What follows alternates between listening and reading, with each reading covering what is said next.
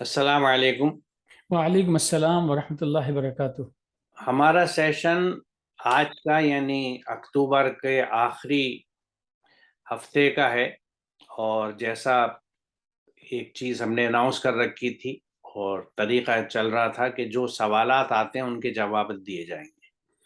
لیکن اس مہینے کے جو کچھ پروگرامز ہوئے، جو کچھ سیشنز ہوئے، اس سے متعلق کوئی سوال ایسا بڑا محسوس نہیں ہوا جس کو یہاں ڈسکس کیا جائے، تو لہٰذا آج کا سیشن بھی ہمارا نارمل سیشن چلے گا، اور ہم سورہ آل عمران کی آیت نمبر 89 یعنی 89 سے شروع کریں گے۔ چلے طارق صاحب بسم اللہ کریں۔ شکریہ۔ اعوذ باللہ من الشیطان الرجیم، بسم اللہ الرحمن الرحیم۔ الا الذین تابوا من بعد ذلک واصلحوا فإن اللہ غفور رحیم۔ ان لوگوں کو چھوڑ کر جو اس کے بعد توبہ کر لیں اور غلطی کی اصلاح کر لیں تو بس اللہ غفور اور رحیم ہے۔ یہاں پہ اس آیت میں توبہ کے لفظ کی بڑی صراحت کے ساتھ میں اس کا ذکر ہے،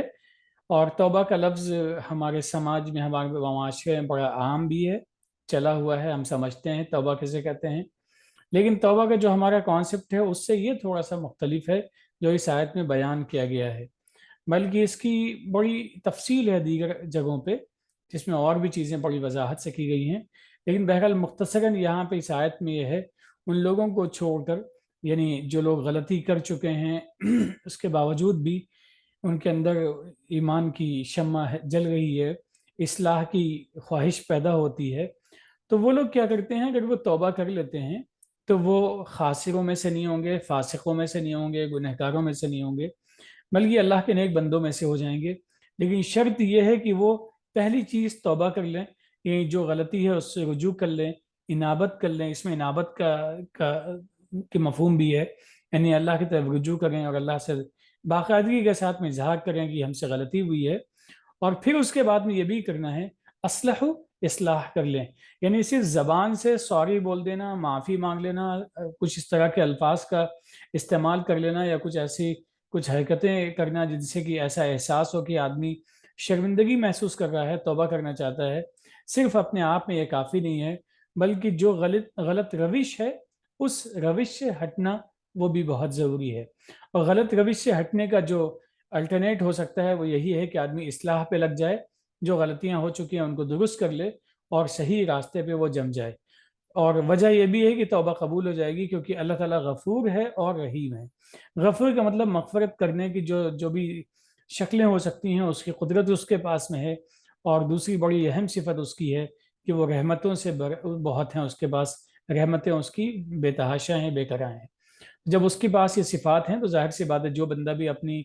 غلطی کا اعتراف کرے گا، اس کے پاس رجوع کرے گا اور اپنی غلطی کو ختم کر کے صحیح کام پہ لگ جائے گا، تو اللہ تعالیٰ اس سے وہ صحیح کام کو قبول ضرور کر لے گا۔ دیکھیے یہ سلسلہ جو ہے یہ آیت نمبر 86 سے شروع ہوا تھا، جس میں ذکر کیا گیا تھا کہ جو لوگ ایمان لانے کے بعد، حق کو پہچاننے کے بعد، رسول کی حقانیت کو پہچاننے کے بعد پھر کفر میں چلے گئے تو ان کو بھلا کوئی کیا راستہ دکھائے گا۔ اور اس کے بعد پھر اس کے تعلق سے ذکر تھا کہ چونکہ انہوں نے ظلم کیا ہے لہٰذا ظالموں کو اللہ تعالیٰ ہدایت نہیں دیتا۔ اس کے بعد پھر یہ ذکر آیا کہ اپنے اعمال کی وجہ سے وہ اللہ کی رحمتوں سے بالکل دور ہو جاتے ہیں۔ پھر یہ ذکر آیا کہ اس محرومی میں وہ ہمیشہ رہیں گے۔ اب یہاں یہ بات کہی گئی ہے کہ ان لوگوں کو چھوڑ کر جو اس کے بعد توبہ کر لیں، اور جیسا آپ نے کہا اصلاح، لیکن اس سے اہم اور ضروری بات یہاں دیکھنے کی یہ ہے کہ یہاں واضح طور سے قرآن یہ بتاتا ہے کہ ایمان لانے کے بعد، رسول کی حقانیت سمجھنے کے بعد پھر جو لوگ کفر میں واپس آ گئے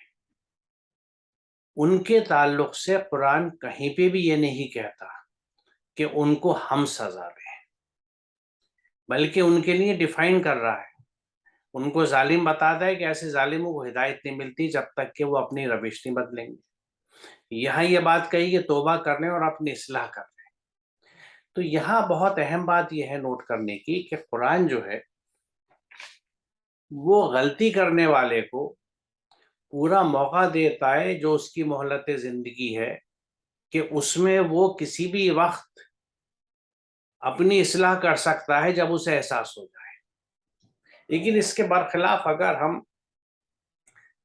دین کو چھوڑ کے جانے والے کو اپنے حساب سے جو قرآن سے ہٹ کے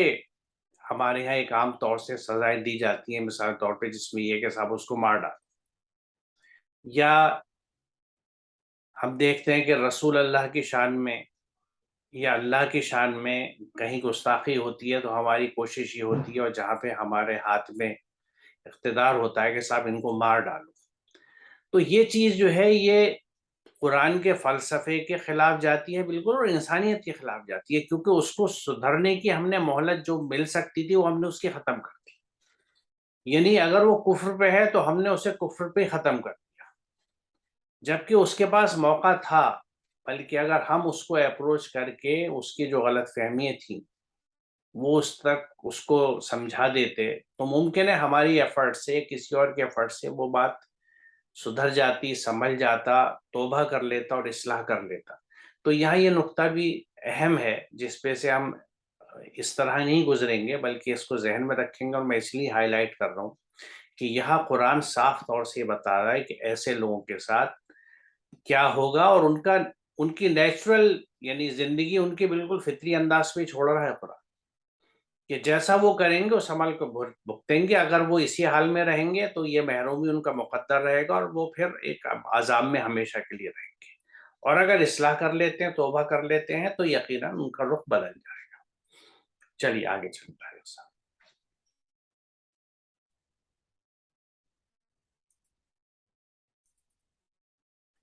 ان الذين كفروا بعد ایمانهم ثم ازدادوا كفرا لن تقبل توبتهم واولئك هم الضالون. بے شک جن لوگوں نے کفر کیا ایمان لانے کے بعد پھر ان کا کفر بڑھتا گیا، ان کی توبہ بالکل بھی قبول نہیں کی جائے گی، اور وہی لوگ تو گمراہ یعنی بھٹکے ہوئے ہیں. یہاں پہ اس سے پچھلی والی آیت میں اصلاح کا لفظ ہے کہ توبہ کر لی، اصلاح کر لی. یہاں اصلاح کے اپوزٹ ڈائریکشن میں جب انسان چلا جاتا ہے، یعنی کفر میں مزید بڑھتا چلا جاتا ہے، تو اس کے ساتھ توبہ قبول نہیں کی جائے گی. یہ ایک بڑی اہم آیت ہے جس کو ہمیں اپنی زندگی میں اپلائی کرنے کی بہت سخت ضرورت ہے، اور یہ غور کرنا چاہیے کہ ہم قول اور فعل، اسٹیٹمنٹ اور ایکشن، کیا اس میں کہیں تضاد تو نہیں ملتا ہمارے یہاں کہ ہم غلطیاں بھی کریں اور اس کے بعد میں ان غلطیوں پہ ہمیں افسوس اور شرمندگی اور ندامت ہو، لیکن پھر ہم اصلاح کے جو طریقے ہیں ان پہ ہم نہ چلیں، بلکہ اسی طریقے پہ جو غلطی ہے اسی پہ چلتے چلے جائیں، اور اس حد تک چلتے چلے جائیں کہ غلطیاں ہمیں، ہمارے دل اسی پہ جم جائیں اور غلطیاں غلطی نظر نہ آئیں بلکہ وہی ٹھیک لگنے لگیں. کیونکہ کیفیت ہوتی ہے انسان جب برائیوں سے بہت نزدیک ہوتا ہے، یا یوں سمجھے کہ جب گندی چیزوں سے بہت نزدیک ہوتا ہے تو ایک وقت ایسا آتا ہے کہ اس گندگی کا احساس بھی انسان کے دل سے جاتا رہتا ہے. تو اگر وہی اسی کیفیت کا یہاں پہ اظہار ہے اس آیت میں کہ ثم ازدادوا کفرا لن تقبل توبتهم، کہ ان کا کفر بڑھتا چلا جائے تو پھر اب ان کی توبہ قبول نہیں ہوگی. تو یہ بہرحال یہ اسی بات کی اصلاح ہے کہ اصلاح، اسی بات کی وضاحت ہے کہ اصلاح ضروری ہے، اور اگر اصلاح نہیں ہے تو گویا کہ محض زبانی ہماری جمع خرچ ہے اور اس سے کچھ حاصل نہیں ہوگا، بلکہ کفر پہ ہمارے قدم جمتے ہی چلے جائیں گے. جی آپ نے بالکل درست فرمایا. یہاں میں اسی سے متعلق کچھ اور آیات سامنے رکھ کے اس پہ بات کروں گا توبہ کے تعلق سے. یہاں دیکھیے الانعام میں یہ بات کہی جا رہی ہے کہ اگر تم میں سے کوئی نادانی کے ساتھ کوئی برائی کر بیٹھے پھر اس کے بعد توبہ کر لے اور اصلاح کر لے تو وہ اسے معاف کر دیتا ہے اور نرمی سے کام لیتا ہے. اور اس طرح ہم اپنی آیات کھول کھول کر بیان کرتے ہیں تاکہ مجرموں کی راہ بالکل نمایاں ہو جائے. اس سسٹم کے جو مجرم ہوں گے ان کی بات ایک دم صاف ہو جائے گی. تو یہاں بھی دیکھیے کس بات پہ کہ نادانی کے ساتھ کوئی برائی کریے گا فوراً توبہ کر لی. اگلی آیت میں ایک دوسرا منظر سامنے آتا ہے کہ بے شک اللہ پر توبہ کی قبولیت کا حق انہی لوگوں کے لیے ہے جو نادانی کی وجہ سے کوئی برا فعل کر گزرتے ہیں اور اس کے بعد جلدی ہی توبہ کر لیتے ہیں. ایسے لوگوں پر اللہ اپنی نظر عنایت سے پھر متوجہ ہو جاتا ہے. یہ اہم چیز یہ ہے کہ انسان ہے، کہتے ہیں ہم کہ انسان غلطیوں کا پتلا ہے. کبھی کسی وقت کوئی غلطی ہو گئی تو فوراً اس کا احساس ہونا چاہیے اور ہم اس کی توبہ کریں، اور جو پیچھے آ چکا ہے یعنی انہی آیات میں جو ہم نے ابھی آل عمران کو ڈسکس کیا کہ اس کی اصلاح کر لیں. کیونکہ توبہ کے بعد اصلاح لازمی ہے۔ تو اللہ تعالیٰ جیسے یہاں پہ کہا ہے کہ ایسے لوگوں پر اللہ اپنی نظر عنایت سے پھر متوجہ ہو جاتا ہے، یعنی اللہ تعالیٰ ان کو اسی درجے پہ، اسی مقام پہ لے آتا ہے جس پہ دیگر بندوں کو جو اس کی بندگی میں ہو اللہ رکھتا ہے۔ آگے یہ کہا جا رہا ہے نساء کی، اس میں وہ 17 تھی 18 ہے کہ مگر توبہ ان لوگوں کے لیے نہیں ہے جو برے کام کیے چلے جاتے ہیں، یہاں تک کہ جب ان میں سے کسی کی موت کا وقت آ جاتا ہے تو اس وقت وہ کہتا ہے کہ اب میں نے توبہ کی۔ اور اسی طرح توبہ ان لوگوں کے لیے بھی نہیں ہے جو مرتے دم تک کافر رہے، ایسے لوگوں کے لیے تو ہم نے دردناک سزا تیار کر رکھی ہے۔ یہاں اس چیز کی بھی وضاحت ہوتی ہے اور اس چیز کی بھی ہوتی ہے، کیونکہ لوگوں سے ملاقات میں نے اکثر اس طرح کی سوچ دیکھی ہے کچھ لوگوں میں کہ وہ یہ سمجھتے ہیں کہ اللہ تو غفور الرحیم ہے، بلا شبہ ہے، لیکن اسے وہ اس طرح سمجھتے ہیں کہ میاں کتنی غلطی کر لو توبہ ہو جائے گی، بخشش ہو جائے گی، اللہ معاف کرنے والا ہے، نقطہ نواز ہے، اس طرح کی باتیں عام سماج میں ہمیں ملتی ہیں۔ تو ایسے میں کیا اپروچ ہوتی ہے کہ غلطیاں ابھی تو کرے چلے جا رہے ہیں، اس کے بعد جب جیسا لوگ سمجھتے ہیں کہ جب عمر زیادہ ہو جائے گی یا مرنے کا وقت آئے گا تو ہم توبہ کر لیں گے۔ قرآن کی آیت اس چیز کو بالکل صاف کرتی ہے کہ آپ مستقل اگر غلطیوں میں رہیں گے اور جانتے بوجھتے کر رہے ہیں کہ یہ غلط ہے اور پھر اس امید پہ کر رہے ہیں کہ ہم توبہ کر لیں گے آخر میں جا کے، تو وہ توبہ قبول نہیں ہوتی۔ اور اسی طرح اس کفر کی حالت کی جو بات ہے کہ اس میں آدمی بڑھتا چلا جاتا ہے، کیونکہ توبہ کے ساتھ ایک بڑا پہلو اصلاح کا ہے۔ جب آپ آخر وقت پہ اپنی پہنچ گئے یا ایک طرف آپ کا کفر اور اس کی وجہ سے اس کے اثرات بڑھ رہے ہیں، تو توبہ کرنے کے بعد اگر آپ نے اصلاح نہیں کری تو وہ چیز تو وہاں ختم ہی نہیں ہوگی، کیونکہ توبہ کا بھی جیسا آپ نے کہا ایک عام تصور یہ ہے کہ زبان سے کہہ دیے کہ بھائی آئی ایم سوری، اور توبہ کبھی بچے ماں باپ سے مانگتے ہیں، کبھی اپنے اور رشتہ داروں سے کہ بھائی مجھے معاف کر دو، میں نے بڑا ظلم کیا تمہارے اوپر، تمہارے حق مارے، تم پہ زیادتی کری وغیرہ وغیرہ، یہ سب باتیں ہیں جو ہم اپنے چاروں طرف سماج میں سنتے ہیں۔ اور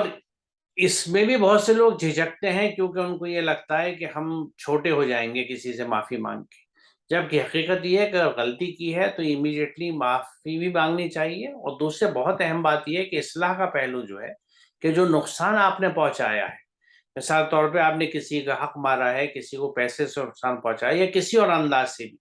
تو آپ کو اس کو کمپنسیٹ کرنا ہے، اس نقصان کی بھرپائی کرنی ہے اور یہ طے کرنا ہے کہ اب یہ غلطی میں دوبارہ نہیں کروں گا، کیونکہ ایک ندامت ہے جو ہونی چاہیے کہ مجھ سے غلطی ہوئی تھی۔ کیوں غلطی ہوئی تھی؟ کیونکہ میرے اللہ کا حکم ایسا نہیں تھا، میں نے اللہ کے حکم سے بغاوت کری، حکم عدولی کری، اس کی حدود سے نکلا، اس سے یہ نتائج ہوئے جس سے یہ لوگ متاثر ہوئے، میں ان سے معافی مانگتا ہوں اور ان کی جو بھی کمپنسیشن ہوگا، جو بھرپائی ہوگی، جس طرح سے میں ریڈریسل ان کا کر سکوں، ان کی گریوینسز کا، وہ میں کروں گا اور آئندہ میں اس طرف کبھی نہیں جاؤں گا۔ یہ جو تبدیلی ہے یہ نہ صرف آس پاس اثر ڈالے گی بلکہ خود ہمارے نفس پہ بھی اثر ڈالتی ہے، اور نفس کی وہ پازیٹیو گروتھ شروع ہو جاتی ہے اس سوچ کے ساتھ جس کے نتیجے میں ہم یہ صاف کام کرتے ہیں۔ چلیے طارق صاحب آگے چلتے ہیں۔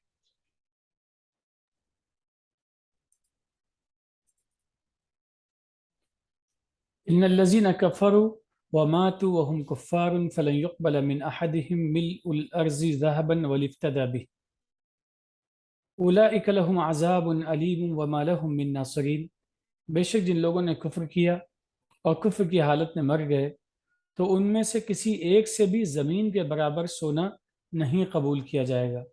اگر وہ سزا سے بچنے کے لیے بدلے میں دے۔ یہی لوگ ہیں جن کے لیے دردناک عذاب ہے اور ان کی مدد کے لیے کوئی نہیں ہوگا۔ اس آیت کا تعلق بھی پچھلی آیت سے، جہاں توبہ کا ذکر کیا گیا، توبہ کے ساتھ پھر اصلاح کی بات کی گئی، اور پھر دوسری آیت میں بات کہی گئی کہ اصلاح اگر نہیں ہے تو اس کا مطلب توبہ کے ساتھ آدمی کفر پہ پھر سے